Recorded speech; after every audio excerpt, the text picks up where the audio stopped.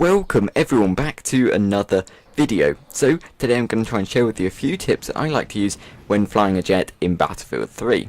Now first of all, you will notice I'm going very close to the ground, into the trees, to the left hand side of this map. This is because it makes me feel like I can't get spotted as easily, and also you can get behind the enemy armor, all their vehicles and their infantry by going that kind of route, because they won't spot you as easily.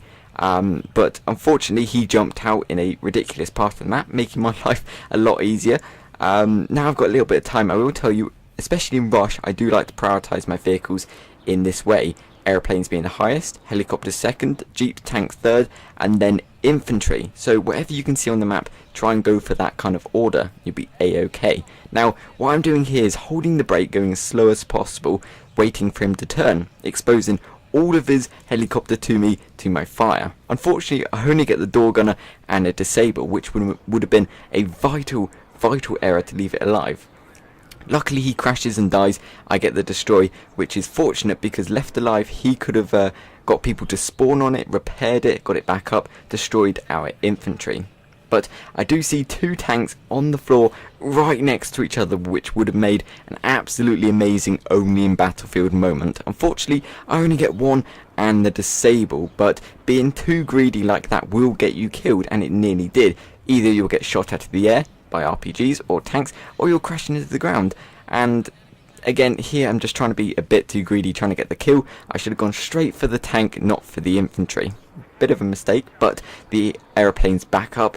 A little tip that you may or may not know is going from underneath will stop you showing up on the air radar.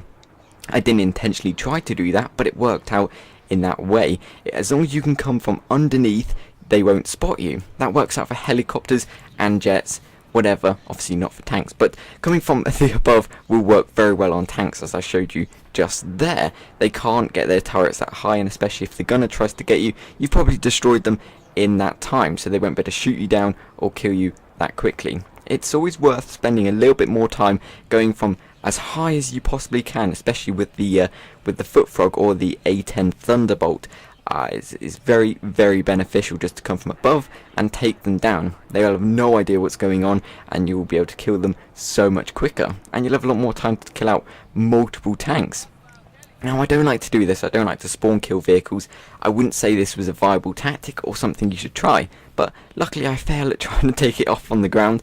I get a disable, and I just don't like to kill people in their bases, especially vehicles, because it's just cheap.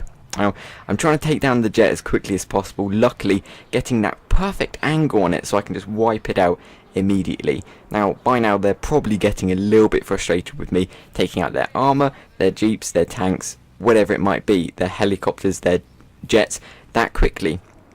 That tank rewarded me with a nice triple kill, which is amazing, but if I was on their team I would be annoyed, and fortunately he's going to get some well-deserved payback.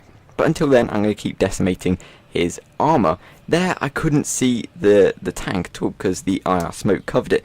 But what I'd say with jets is if you can slow down while trying to take down somebody, keep pressing the spot button and you will find a lot more things.